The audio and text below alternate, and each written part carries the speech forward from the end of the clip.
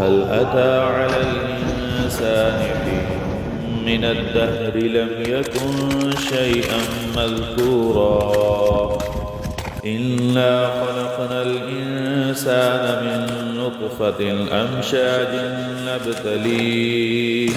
نبتليه فجعلناه سميعا بصيرا إنا هديناه السبيل إما شاكرا وإما كفورا إنا أعتدنا للكافرين سلاسل وأغلالا وسعيرا إن الأبرار يشربون من كأس كان مزاجها كافورا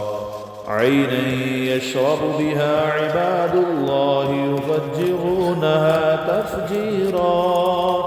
يوفون بالنذر ويخافون يوما كان شره مستطيرا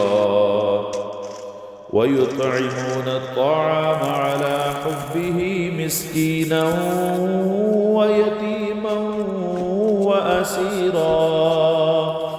إنما نطعمكم لوجه الله لا نريد منكم جزاء ولا شكورا